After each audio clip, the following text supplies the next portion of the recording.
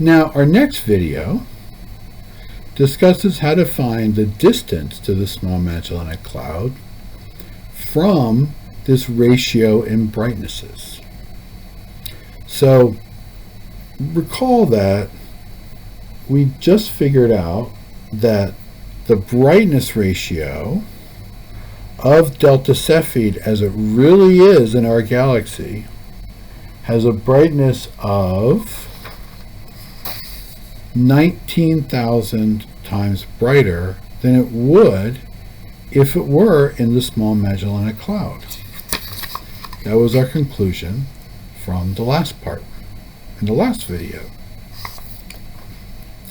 So I will fill in on my data table here the quantity, we have the luminosity, we have the distance to the object, and we have the brightness. I'm going to fill in that this is 19,000 times brighter in reality than the real one. The distance, the real one, we're going to call 1 to the real one. We're not sure what it is yet. Later, historically, it was found, and we will get to that. But at the time of Leavitt, she didn't know what this distance was, but she could find the ratio. And then this is what we want. We want the distance to the object in ratio to the real one. Now, whether we put a 1 here or we put 2 variables is a matter of choice. And then, what do we know about the luminosity between the two things? Well, what is luminosity? Luminosity is how much light an object puts out. For example, the luminosity of a 100-watt light bulb is 100 watts. So, in our case here, we have some object giving off light, and then we're going to observe it from a distance. So here we have a picture of an eye, and this is the observer. Clearly, the further away the observer is, the dimmer it looks. So what do we know about the luminosity of delta Cepheid? Well, luminosity is a physical quantity. So just like the period, if you pick the thing up and you move it someplace different, it's not going to change. It's going to stay the same. So these two things must be the same based on the hypothetical point, based on the premise of the problem. The premise of the problem was that you have the same object just either here or there. So now if we find this distance here, we found the distance to the Small Magellanic Cloud. Whether or not there's an actual one just like it there was enough so we knew what the magnitude would be if it was there, and therefore we could find the brightness ratio of the brightness in the two places. So now let's think about how brightness is affected by being a distance away from an object. If you're here, let's say, you get a certain amount of light, and let's say if you're out here and somebody else is here, they're going to get less light because the same amount of light is spread over a bigger area. So we imagine a big imaginary sphere around our object, and we imagine a little patch of area on that sphere, and we can say, oh, the distance between here and that object is the radius of the sphere, so we'll call it r. And now imagine we had something twice as far away, Well, the same projected area as was here is twice as wide and twice as long. But there is no thickness. So the projected area is proportional to the distance squared, because this is proportional to the distance, as is this. Now, brightness is just the luminosity divided by the area of a big imaginary circle that we're drawing. So, brightness must be proportional to the luminosity of the object divided by this area, which we're going to call A,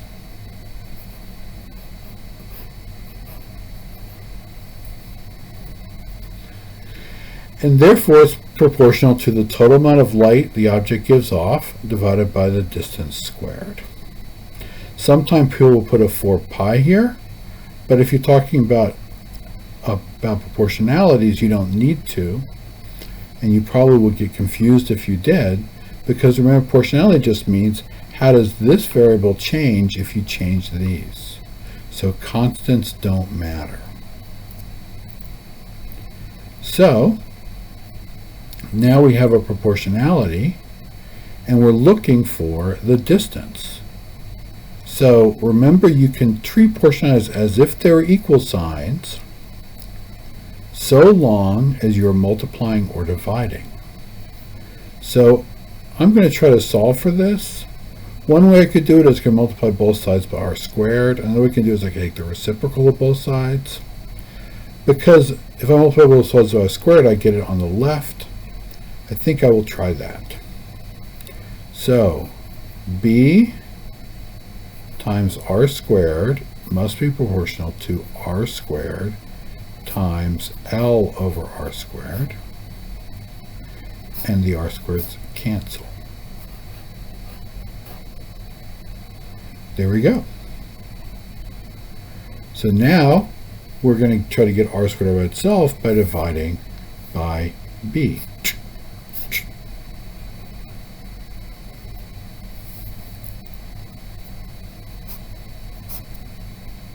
Okay? And now we get r squared is proportional to L over b. But we don't want r squared, we want the distance ratio, it's going to be r. So to turn this into an r, we have to take the square root of both sides. So now we know that r equals the square root of r squared, which is proportional to this. Or finally, r is proportional to the square root of L over b. Now recall, is proportional to means equals in ratio. So if we know 1L and 1B, we can't solve this. But if we know a ratio of L's and a ratio of B's and a corresponding ratio of R's, we can solve for. So I'm going to write this way.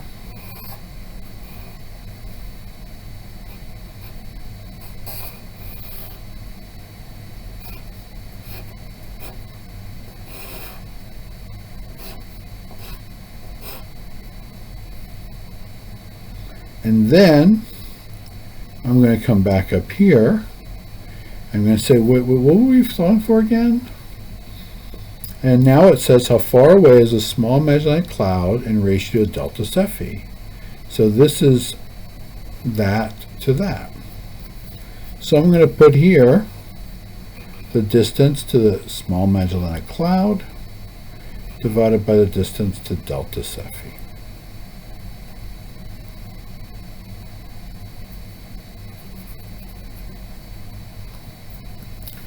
And because small Magellanic cloud's on the top, I've got to put the top, same corresponding thing on the top of these two and the bottom. Now for the luminosity, they are the same. So the ratio has to be 1 to 1. No matter where you are, if you pick up an object and you move it, the luminosity will be the same. Now, let's look at the brightness ratio. The brightness of delta Cepheid is to a real delta Cepheid to this, to what it would be is this, but that's not what we have. We're looking for the brightness ratio from the SMC to delta Cepheid. So it's going to be 1 divided by that.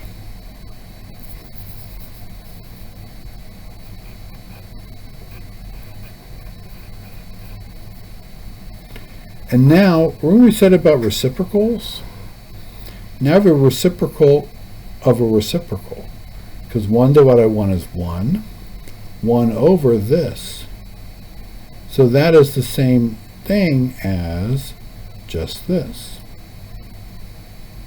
1 over something is just that something. So this must equal the square root of 19,000. Now, we can put in our numbers. But recall, one can only put in numbers if you have an equal sign, not a proportionality. So now we know that the ratio of the small Magellanic Cloud to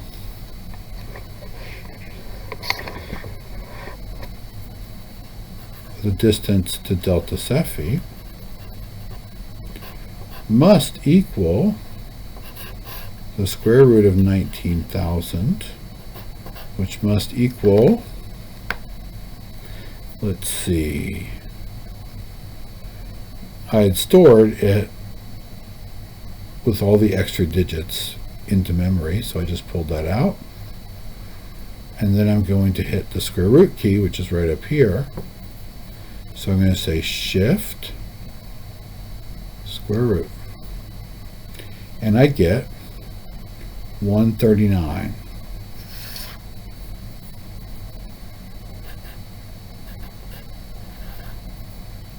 Which rounds to two significant figures to 140.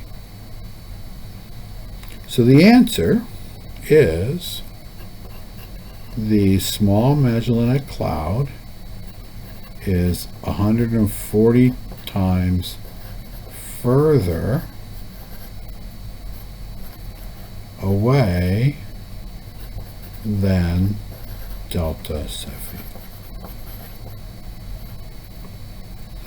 Now, remember, we still don't know how far away it is in some units like parsecs or light years, but we do know that it's 140 times further away than delta Cepheid.